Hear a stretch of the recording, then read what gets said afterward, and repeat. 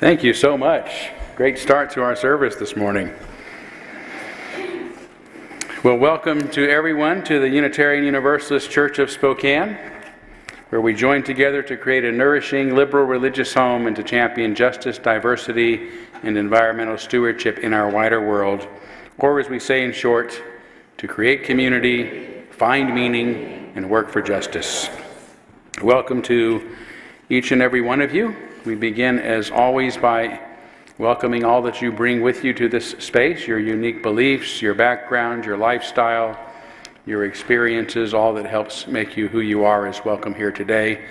And of course, this includes those of you who are in person with us this morning, as well as those who are streaming with us, as well as those who are Zooming with us. So it's great to have all of you. I do have a couple of announcements I want to make today. One, we are having a new member orientation at 12:30 after our second service today, and that will be streamed, and hopefully you can get on the Zoom room at this same room and participate that way as well. So if you've been thinking about becoming a member or just want a refresher on Unitarian Universalist history and the history of our congregation and what it means to be a member, you'd be welcome to come back for that at 12:30. And I also want to let you know that the North American Unitarian Association, the NAUA's website, officially went online this week on Wednesday. We're still sort of testing it and working out the bugs, but just within the first day we had about 35 members join from all over the region. So really exciting, and still having folks join us. So if you want to check it out, it's naunitarians.org. NA North American, naunitarians.org. And looking forward to moving onward and upward from here, but just wanted you to know that is up, and we are moving forward as swiftly as we can with the organization.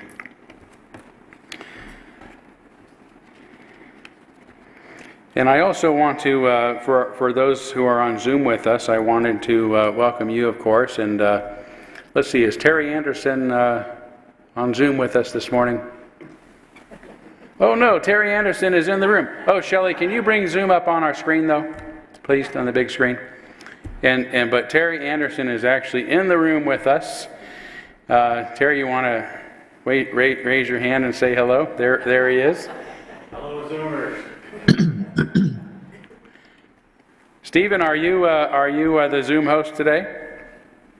Yes, Todd. I'm the Zoom host, and we have about 9 folks on Zoom, a lot of our regulars. But unfortunately, we have no visual feed from the sanctuary. Oh, is that right? So we can hear you, yeah, but I see. not see you. Okay, well now Can't see. So you've got garbled audio and Shelley's name up instead of the cameras. And we have Shelley's name up with no visual. Okay, Shelley's going to work on that. Okay. I know she had... We'll just have faith that you're there. Yes, we are here. She had it last week, and I think she can figure that out again. And I know we're still having the garbled audio when it comes to music. I really apologize for that, and hopefully we can get that figured out for good in the near future. But anyway, yeah, rest assured that Terry and Susan just joined us. Anderson are here in the room with us all the way from Edmonton, Alberta. So it's wonderful to have both of you joining us. Susan, did you enjoy your walk around the area? Pretty beautiful spot, isn't it? Yeah. Well, great to have both of you, and we're going to get to hear a bit of Terry later on. He's going to play the dulcimer here for us.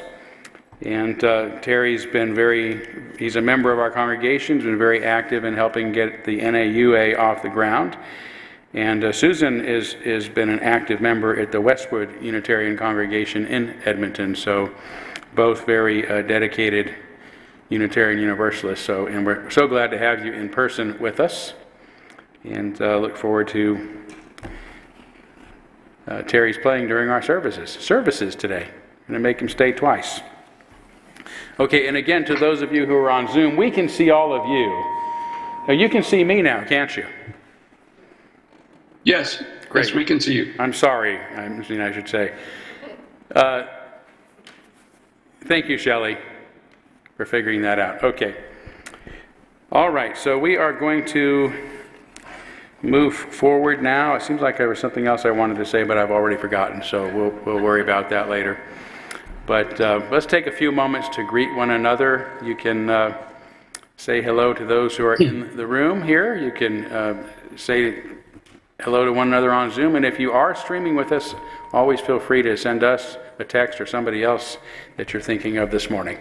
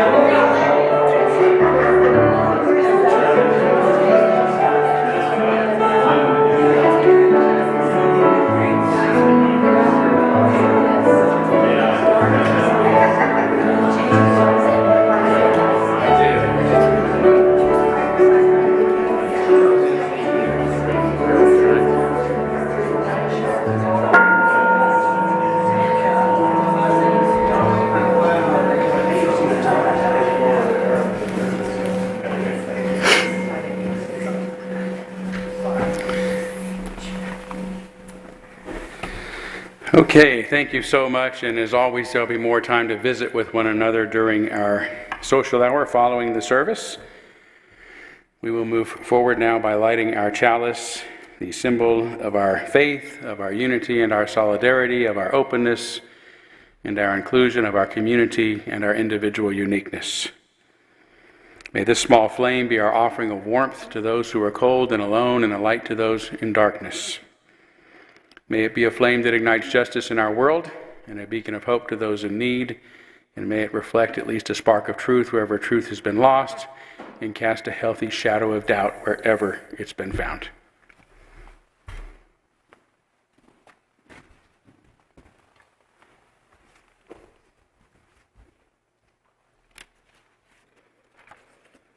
Our opening reflection this morning is from author Michael Austin's most recent book entitled, "We Must Not Be Enemies."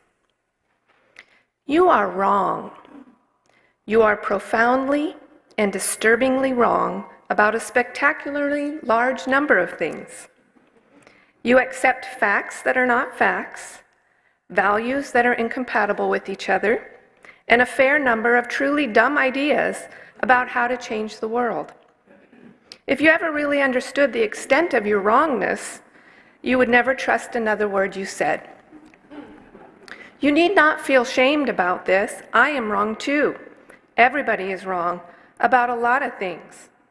Given the number of things that all of us believe or do not believe to be facts, the number of things that we consider or do not consider valuable, and the number of policies that we think or do not think will work, there is no possible way that anybody is going to be right about everything, or even most things. You already accept this about 99.9999% of the human population. You know perfectly well that everybody else is wrong about a lot of things. And if you really think about it, you will realize that you are probably not the only person in the world who is always right.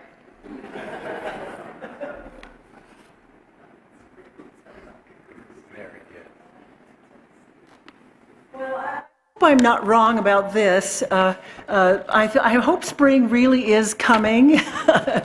It looks pretty out today, and tomorrow is actually the vernal equinox, and we are celebrating the coming of spring today in all of the music. Plus, you will notice to the right of the pulpit, our seasonal banner has been changed to our spring banner, and we are going to sing our little ritual song around that. So if you would rise as you're willing and able, we'll do Chant for the Seasons. And I think, let's see, Shelley, that sounds like, that looks like, that's the wrong set of slides. Wrong, wrong, wrong. Yeah, the books. Yes. Okay, goodness sake. Let us resort to our hymnals. Number 73 for Chant for the Seasons. Yes, it's the gray hymnal. Number 73, Chant for the Seasons, and I will, when you're ready, have you stand, and we will sing the spring verse in this little song. Okay.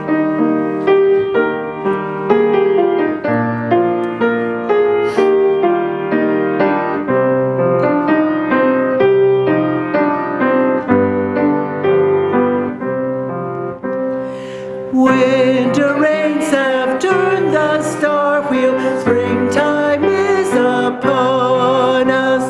Winter rains have turned the star wheel, springtime is upon us. Sharp the smell of loam, bursting in our eyes, the torrents of the tulip.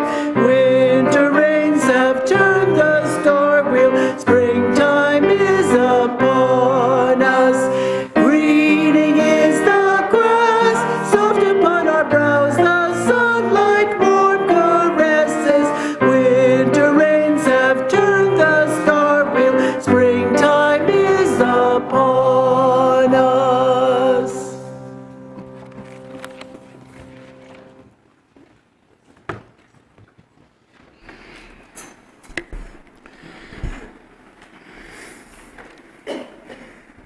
We're a very welcoming congregation, as you know, and apparently every now and then we even have to welcome the gremlins into our midst. So we will tolerate them as well today. So we're going to have our candles of care now, and for those who are obviously on our hearts and minds. And I want to begin today with a candle for a church member, Ann Wenger, whose mother, Joan McCary Conway, passed away recently. Joan lived in Richmond, Virginia, and died peacefully at home at age 97. That's a good long life. Sometimes the longer people are with us, the more we miss them. So we'll be thinking of Ann and Mike and their entire family at this time. I also want to light a candle, as we have been, for the people of Ukraine and that region of the world who are suffering from the impacts of the terrible violence going on there, as well as the people in Turkey and Syria who are still I won't even say recovering, suffering from the tragic earthquake, devastating earthquake there. And I was reminded, I should have remembered that it'd be appropriate also today to light a candle, at least commemorating the 20th anniversary of our country's invasion of Iraq. I should remember it because it started on my son's birthday, which is also today. He's 31 today, so he was 11 years old when that war started. And I can remember going out for months in advance as they were still talking about this potential preemptive strike, trying to prevent this injustice from happening. A war against a country that had nothing to do with 9/11, and there was no evidence whatsoever, as the world experts had continued to tell us that there were weapons of mass destruction, and we were hell-bent even before George W. Bush was elected to carry out that war, and they did. And it is very difficult for us to now criticize Putin, as he should be, without owning that this country did something very similar not too long ago. So yes, we light a candle on behalf of the people of Iraq who are still suffering from that decision, the people in this country who are suffering from it, people around the world who are suffering from it to this day.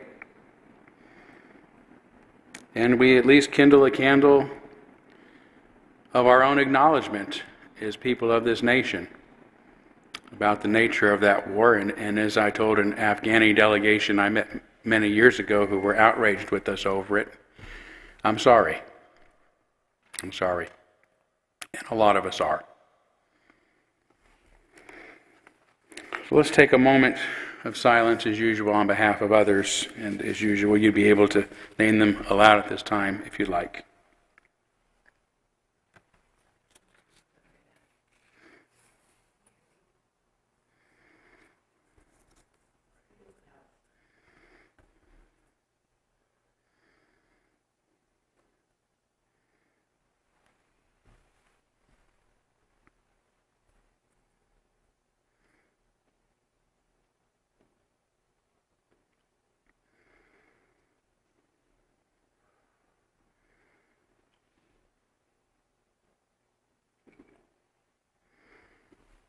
Those named aloud and those embraced in our silence, and all those who are suffering in our world at this hour, we hold in our community with compassion.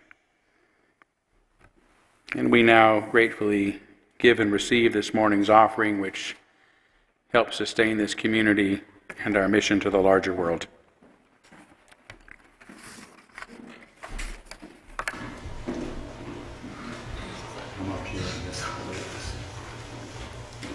That's okay. He gets out of the plane, he says. He comes up here and plays. No.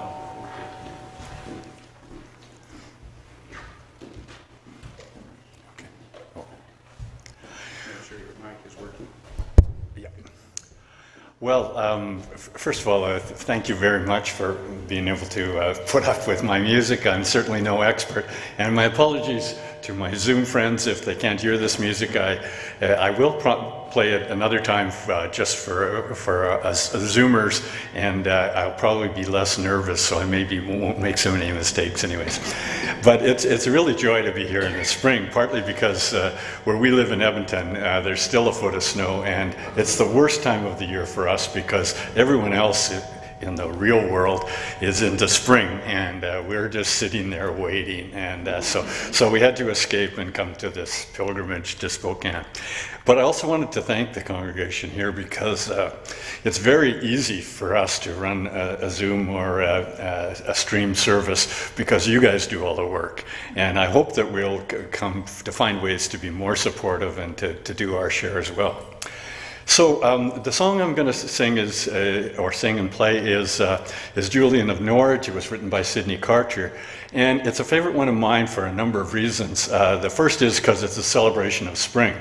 And Julian lived at the end of the 14th and into the 15th century, and that was the time when the Black Plague was raging throughout Europe, including in England. And as well, it was the time that's come to be known as the Little Ice Age now, because it was massive crop failures.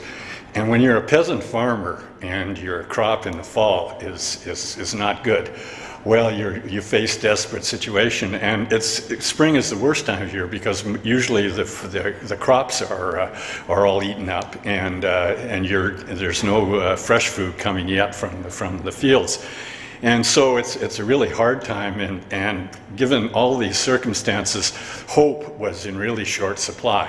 And so Julian was a very remarkable person. She was credited the first woman to author a book in English, but another very interesting and a bit macabre characteristic is that she was an anchorite.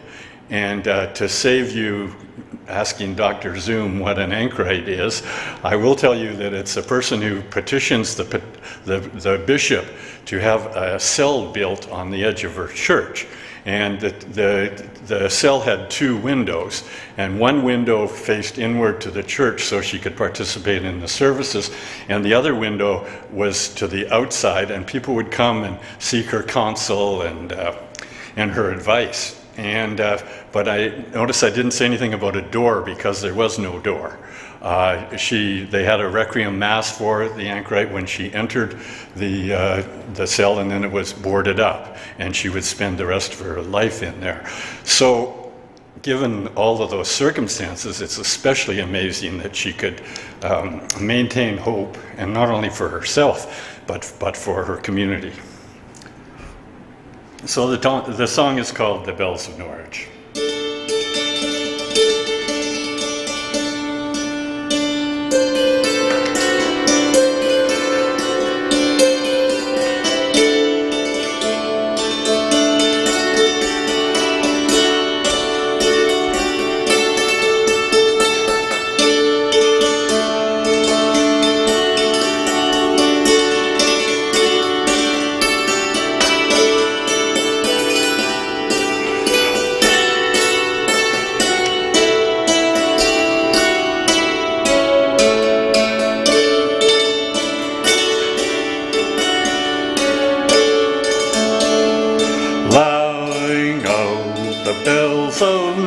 And the people come and go. Here by the Tower of Julian I tell them what I know, that all shall be well. I'm telling you, let the winter come and go, for all shall be well again, I know.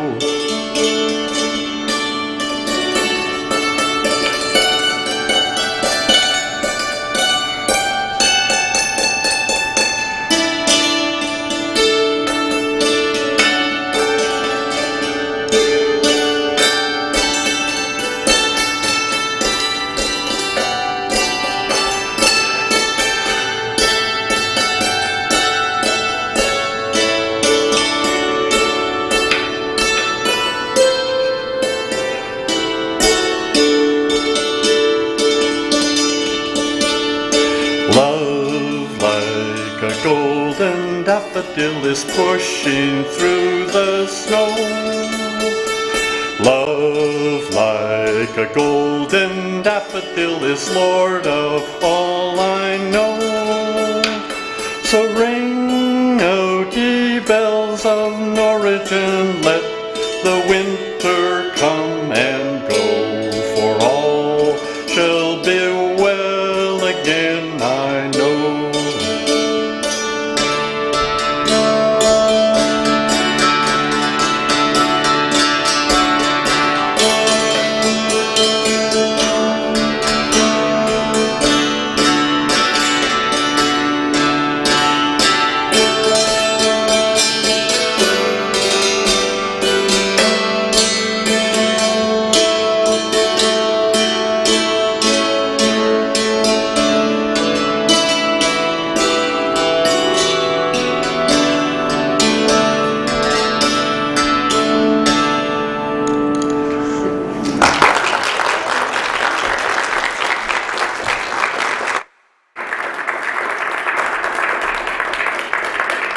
Well, thank you so much for the beautiful music and for the story, too. For this morning's Time for All Ages, I also have a story about an influential woman, but it happened even longer ago than the story of Julian of Norwich. For everyone in this room, there is a story about the day you were born. You may or may not know that story, but I'm pretty sure there were smiles and tears and lots of big feelings, lots of big hope for the newborn baby's future. But today I'm going to tell you a birth story that's not your ordinary baby in a hospital scene. No, this story took place along a riverbank in ancient Greece. The Greek people worshipped lots of different gods and goddesses, and one of their most important and most feared was Zeus. Zeus got word that his wife, whose name was Metis, would have a child that would be so powerful that he would overthrow him. Zeus did not want to be overthrown, so what did he do? Well, he turned his wife into a fly and swallowed her, naturally. And just as naturally, Metis lived on in her husband's stomach, and the baby grew inside him too. Metis wanted to give her baby a fighting chance in this world, so she made armor and weapons for them. All the banging and clanging of the metal armor and weapons gave Zeus a terrible headache. But instead of taking some Tylenol with a big glass of water, he went to the blacksmith, who cracked his skull open with a hammer to discover what was causing such a commotion. And what happened next was truly epic. The baby emerged from Zeus's skull as a full-grown warrior woman, complete with the armor and weapons her mother had made for her. Her name was Athena, and she became everything her father feared, a goddess who to this day represents war, wisdom, the arts, democracy, and freedom.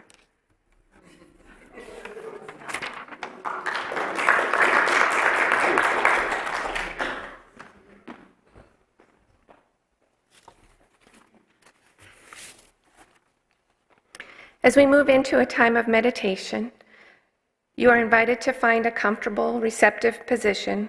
Close your eyes if you wish. Take a few deeper breaths and reflect on these words from 19th century German philosopher Friedrich Nietzsche. Every true faith is infallible. It performs what the believing person hopes to find in it, but it does not offer the least support for the establishing of an objective truth. Here, the ways of men divide. If you want to achieve peace of mind and happiness, have faith. If you want to be a disciple of truth, then search.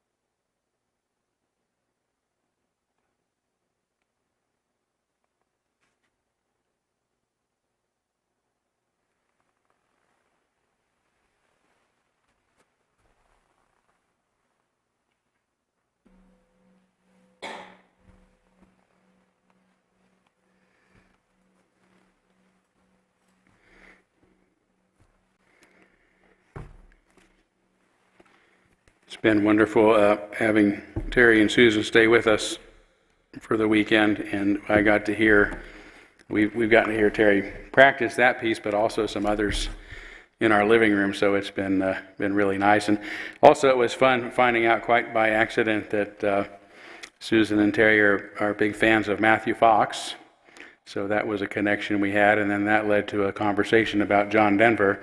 So I was inspired to read from John Denver today. So this is this is one of my favorite songs of his.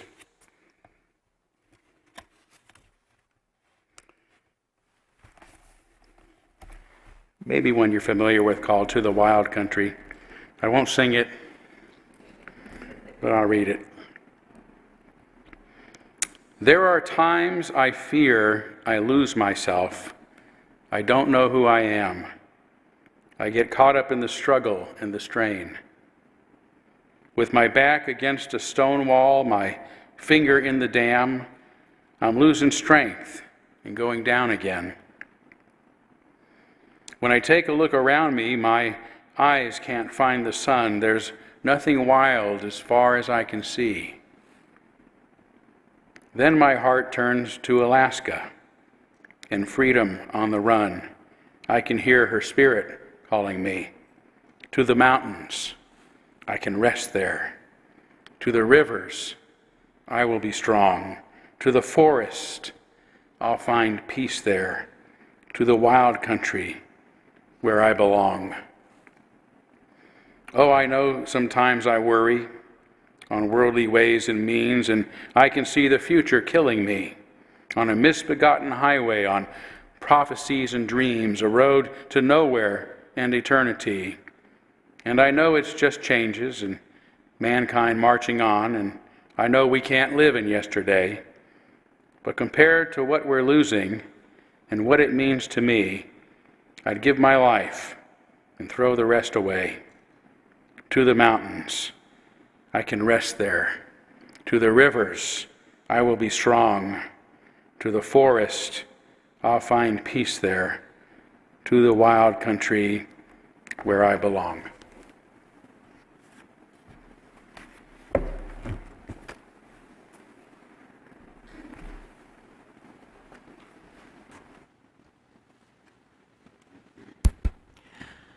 The piece the choir is going to sing this morning is actually an old Mennonite hymn, and it talks about going down the valley toward the spring. The chorus is easy, and we'll sing it, like 3 or 4 times. So I'll invite you to come along. I don't think you'll need the words on the screen. It'll be easy to pick up. So please do join us on that chorus. It's a fun one to sing.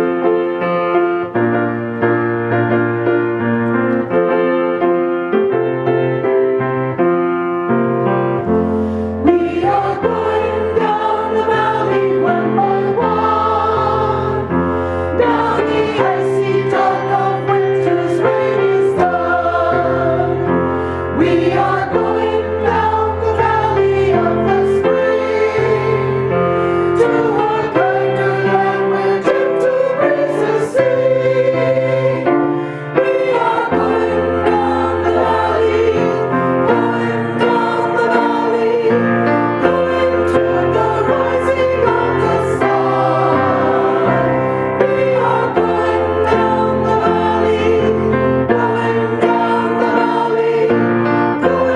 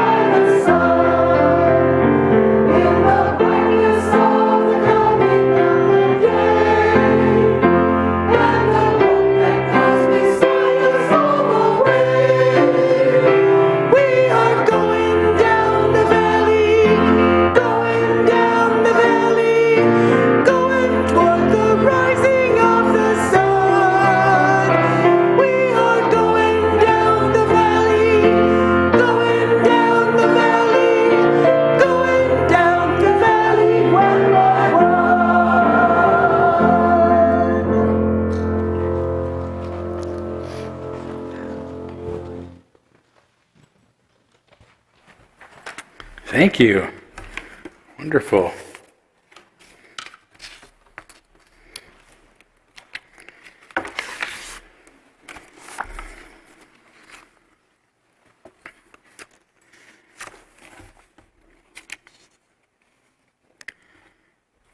So there's been a struggle between those who want to face reality and those who want to frame it for a long time. The wish to face it has been around at least since the early Greek philosophers 2,600 years ago. You hear me talk about a lot. The first thinkers we know of who attempted to explain the world in natural rather than supernatural terms. And that's not very long ago, considering modern humans have been around for more than 200,000 years. So we haven't been trying to face reality for very long. The wish to frame it has been around a lot longer. Perhaps as long as there have been minds capable of pondering what and why things are the way they are. These explanations, based on supernatural myths about magical deities, spirits, and anthropomorphized animals, have predominated our thinking about the world throughout most of human history, or modern human history, and still do for many, if not most of us. Today, however, our superstitious thinking must at least account for what has been proven by our modern rational and scientific worldview, even if only to explain it away. In his recent book, Rationality, Steven Pinker says that this is possible because people divide their world into two zones. One consists of the physical objects around them, the other people they deal with face to face, the memory of their interactions, and the rules and norms that regulate their lives. Perhaps, or I should say, people have mostly accurate beliefs about this zone, he says, and they reason rationally within it. Within this zone, they believe there's a real world, and that beliefs about it are true or false. They have no choice. That's the only way to keep gas in the car, money in the bank, and kids clothed and fed. Call it the reality mindset. He calls the other zone the mythology mindset, based not on immediate experience, but upon the distant past, the unknowable future, faraway peoples and places, remote corridors of power, the microscopic, the cosmic, the counterfactual, the metaphysical. Pinker says, beliefs in these zones are narratives, which may be entertaining or inspiring or morally edifying. Whether they are literally true or false is the wrong question. The function of these beliefs is to construct a social reality that binds the tribe or sect and gives it a moral purpose. Now keep in mind, the mythology mindset is not limited to origin stories about how we got here or why there are stars in the sky. Many of today's myths are unsubstantiated and unprovable conspiracy theories that originated from little more than somebody's fearful stream of consciousness, as with whomever the anonymous Q is in QAnon. Yet millions have come to embrace the unfounded conspiracy theories created. Just as Pinker says, a social reality that gives the QAnon sect, at least, both a tribe to belong to and a moral purpose in the world. That's what these falsehoods can do for us. Placing the mythological mindset over the reality mindset is always about maintaining control. On an individual level, it enables us to feel like we can control what happens in our uncertain world and keep status in our community by accepting common beliefs, dogmas, and creeds. On a social level, the mythology mindset helps a few people maintain power over everyone else, except the outliers and dissenters that they and their minions must occasionally deal with. The result is that we live in communities that by definition, since they are held together by commonalities, gravitate towards myth rather than reality. Our societies, that is, are mostly delusional. which is the condition of not adequately accepting reality. This explains why throughout human history we have engaged in religious and ideological wars, condemned heretics and blacklisted dissenters, and today use the news and social media to demonize or cancel those our ideological and identity tribes disagree with. All of this is based upon the general preference for the mythology mindset above the reality mindset. As somebody once said, "My mind is made up, please don't bother me with the facts." And what this implies is that our ideas and stories about the world are far more important to many of us than is the world itself. Classical psychology refers to this as the omnipotence of thought, the false belief that we can control the world or even create the world with our minds.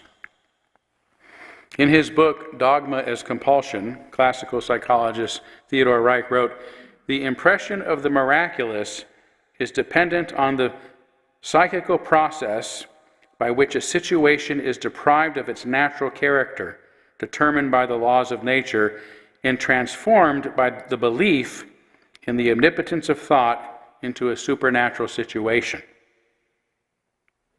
That's why myths about the world, old and new, are believed by many to be more true than what we experience or they experience with their own eyes.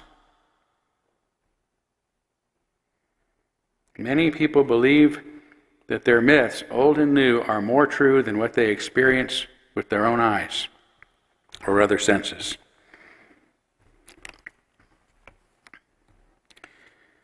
It's why many people believe nonsense, if you will, instead of sense, what we sense, the supernatural rather than the natural.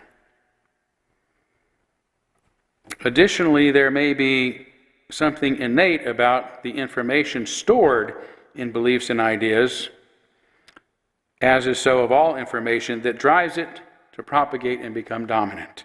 Memes, as Richard Dawkins named them, behave the same way as genes in this sense. Today, many experts have begun to think that the underlying structure beneath everything, memes, genes, molecules, and atoms included, are bits or qubits of information. That everything in the universe and the universe itself is comprised of information. And information, again, has the propensity to spread and become dominant.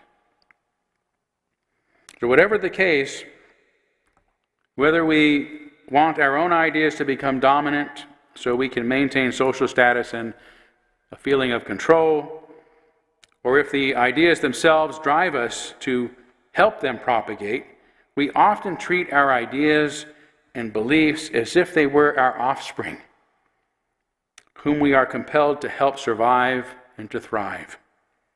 We are instinctively driven to love and protect our ideas.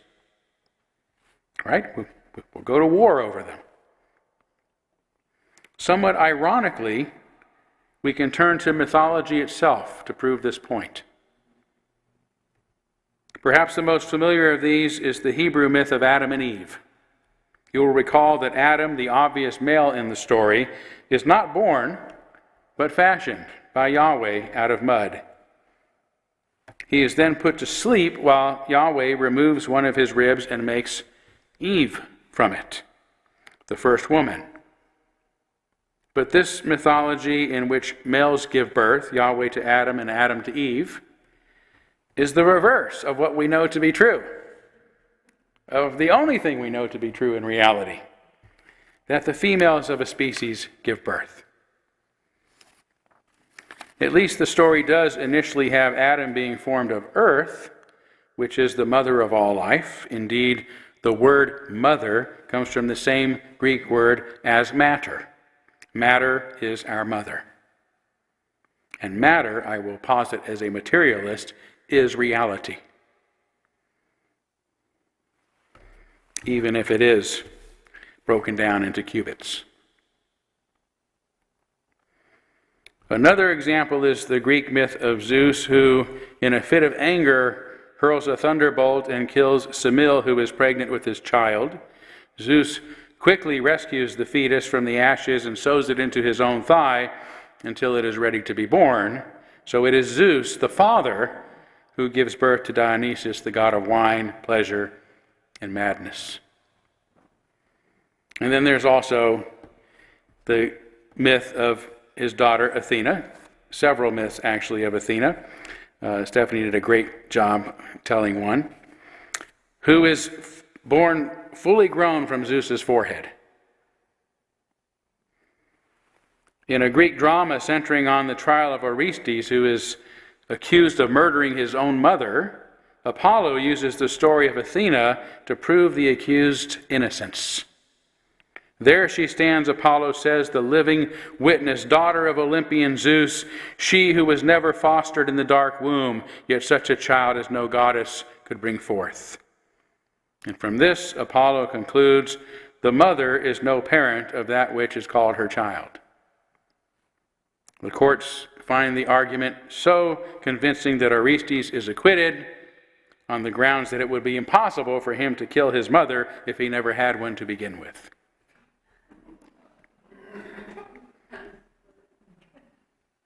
So this third reversal myth is particularly relevant because Athena, being born from Zeus's head, is a brainchild, a metaphor of idealism.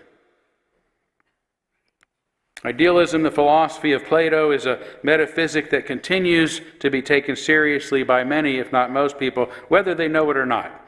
Idealism is the belief that reality is a realm of perfect ideals, and the world we live in represents only an imperfect version of those ideals.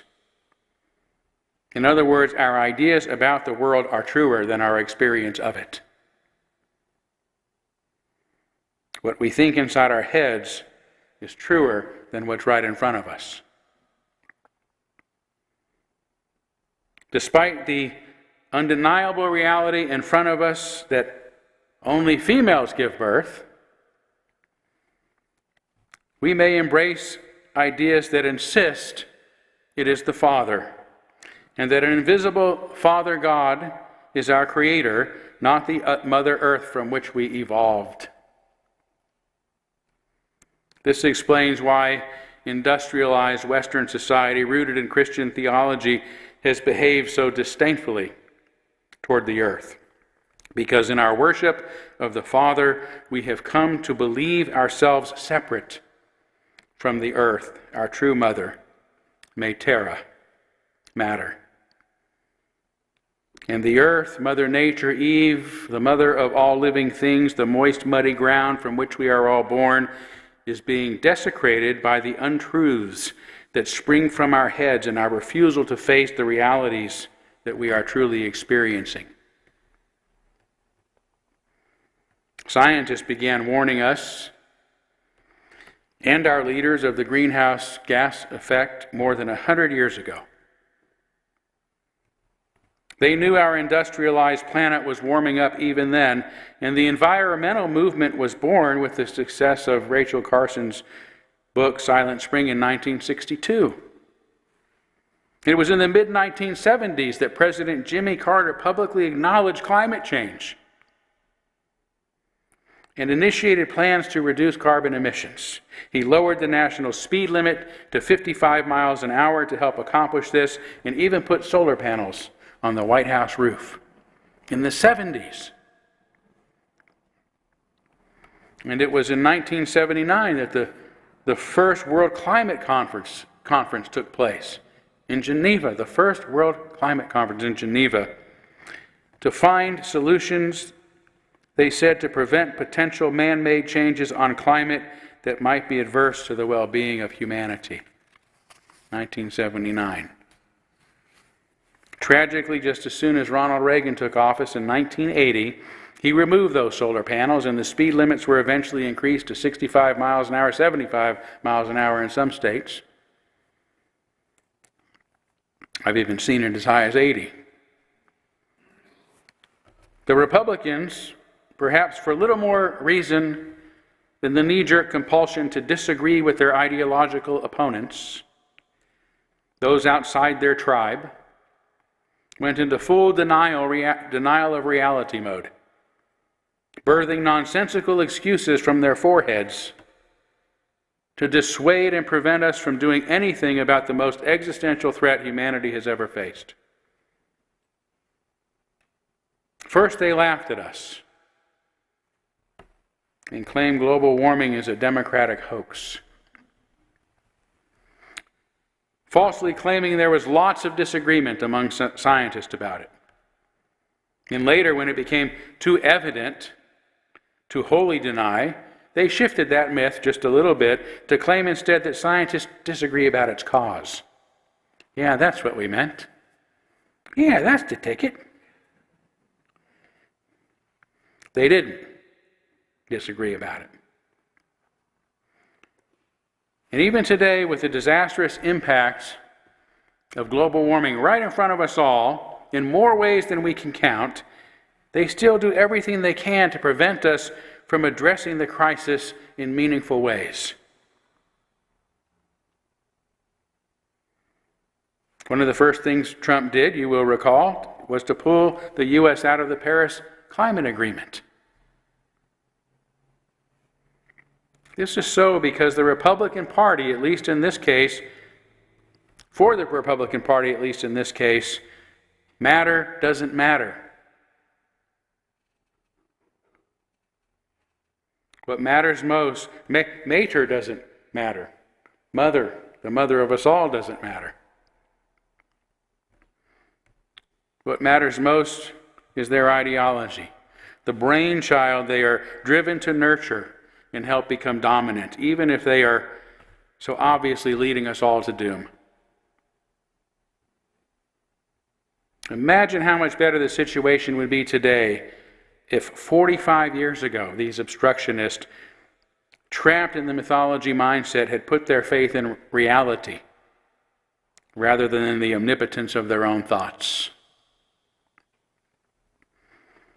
This is not to say that all of us don't ultimately function based upon our beliefs, but those beliefs ought to be based upon the reality mindset rather than the unsubstantiated ideas we hold because they give us a sense of belonging and a false sense of security and certainty. Just this week I spoke with a fellow who told me all about how China is taking over our country, passionately explaining in detail what they are secretly after. Yet he concluded by saying, "Now I don't have any evidence for this, but it's what I think."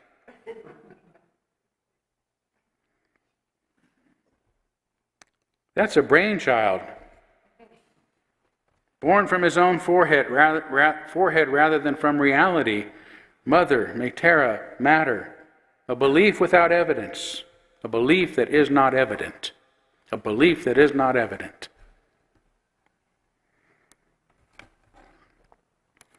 Now, this is one means of telling whether someone is operating from the reality mindset or the mythology mindset. The mythology mindset is quick to begin statements with "I think," "I believe," "I feel," but seldom offers any reasons why it believes what it does, at least not reasons based on facts or empirical evidence. It is enough to merely present us with its beautiful bouncing baby belief, newly born like Athena from one's forehead, disconnected from hard labor and material reality. The reality mindset, on the other hand, has plenty of sound reasons for its beliefs, precisely because it requires such evidence before it is willing to even entertain an idea. See, it's the opposite. It comes from here, explains this. This comes in here and helps us understand. Again, as Pinker says, we children of the Enlightenment embrace the radical creed of universal realism. Right? That I can't just make it myself, and your reality is different than mine, that there is something real outside of what we think. We hold that all our beliefs should fall within the reality mindset. We care about whether our creation story, our founding legends, our theories of invisible nutrients and germs and forces, our conceptions of the powerful, our suspicions about our enemies are true or false. That's the reality mindset. We care about those things. We care about evidence. By enlightenment, Pinker is referring to the tools we've developed only in recent centuries that have allowed the reality mindset itself to form. And in addition to empirical science, Pinker says those tools include logic, critical thinking, probability, correlation, and causation, the optimal ways to adjust our beliefs and commit to decisions with uncertain evidence, and the yardsticks for making rational choices alone and with others. In short, the reality mindset never begins with, I think, I believe, or I feel, but by asking, what does the evidence tell me? As economist and philosopher John Maynard Keynes once asked, when the facts change, I change my mind. What do you do?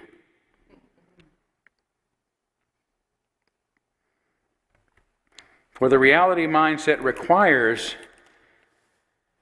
that we allow the facts to shape our beliefs, not our beliefs to shape the facts. We allow reality to shape our beliefs, not our beliefs to shape reality.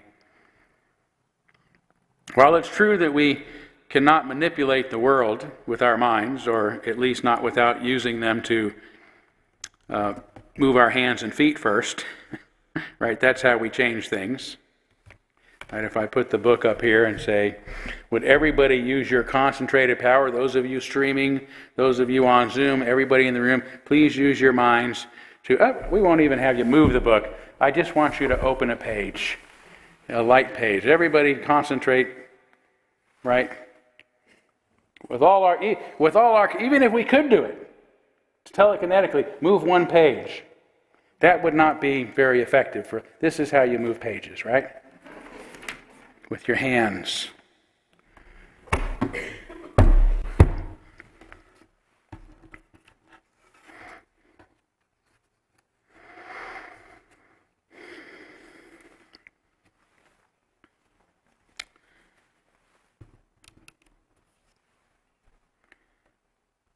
So our minds ought to be shaped by reality. Ideas do influence what we do with our hands and feet, and sometimes, some ideas, I should say, influence millions, even billions of people, whether they are based on reality or not.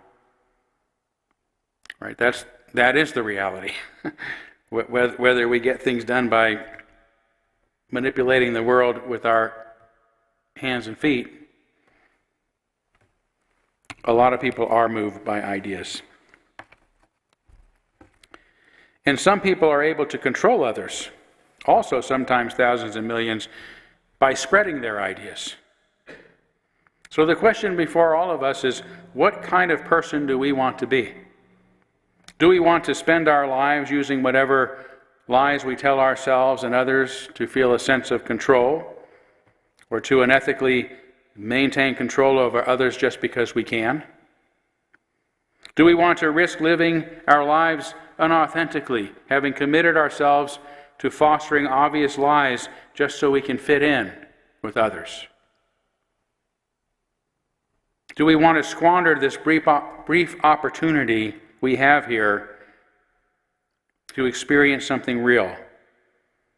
Do we want to spend our energy nurturing and protecting our brain children, the thoughts in our heads, or do we want to pay attention to matter and to what really matters? To help ponder these questions, let me begin to close by briefly mentioning another myth, another ancient Hebrew story. After meeting an ever-changing entity in the form of a burning bush, Moses, who was led to free his people from bondage, asks to see the being's, the entity's true form. Burning Bush explains that it's not possible for someone to fully grasp its form while alive, and asks Moses to shield himself by ducking into the darkness in a cleft of a rock. And I will cover you with my hand until I've passed by. Then I will take away my hand, and you can see my back, but my face shall not be seen. So the entity allows Moses to see its backside, because this is the only way to catch a glimpse of the larger reality in this life. And I think this myth is meant to help us admit that none of us can fully understand reality, that we're wrong, as Lynn said, nor even come close to doing so. Yet we can understand a bit of it by observing its backside. In the Hebrew story, the backside is the Creator's creation. It is earth, mother, matter. That's how we comprehend ultimate truth, by exploring the empirical world around us, which is the best we can know of reality, the closest we can come to understanding it. Theologians tend to define God a lot like that movie that just won all those Oscars, Everything, Everywhere, All at Once. If so, then God is just another word for reality, because reality is all there is. Reality is all there is. Reality is all there can be. Whether we understand it all or not, whatever it is must be real. If it is. And reality, for this reason, is the most abundant resource in the universe, because it is everything, everywhere, all at once. And yet it is also life's rarest gem, because it is impossible for us to ever fully grasp it. Like Moses, we can only catch glimpses of it by observing what it leaves behind. Physical evidence, matter, Mother Earth, to the mountains, to the forests, to the rivers. By taking advantage of material science, empiricism, and reason. Our ideas about the world, on the other hand, the dogmas and creeds and common beliefs, the brain children we care so much about and often devote our lives to, don't always reflect reality, and are often a denial of it. And so the quest to know the truth requires that we first be true to ourselves. Sometimes, as we often hear it said, the truth hurts. But can the truth hurt any worse than the lies that we cling to? What can hurt us more than the self-interested lies that have prevented us from addressing climate change before now? What truths could have hurt us worse than this? Lies may feel good, but in the end they hurt us far worse than the truth. The truth shall set us free, the saying goes, but such freedom requires us to face reality, and reality is not our brainchild. On the contrary, we are the children of reality, and this is the mother that we ought to love and devote ourselves to. Thank you.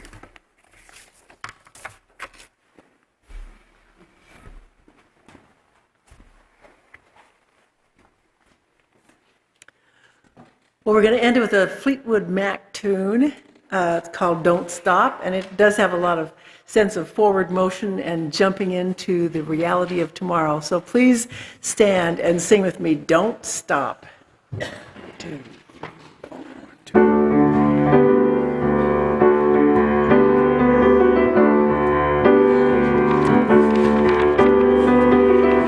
If you wake up and don't want to smile, if it takes just a little while, open your eyes and look at the day.